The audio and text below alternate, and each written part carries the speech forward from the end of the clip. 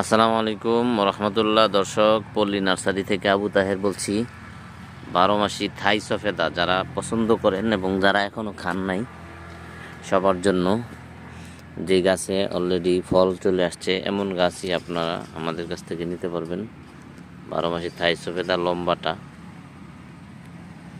দেখতেছেন, এটা খুবই চমৎকার। একদমই ছোট্ট গাছে অসংখ্য গাছে আমাদের ফল আছে, প্রত্যেকটা গাছেই।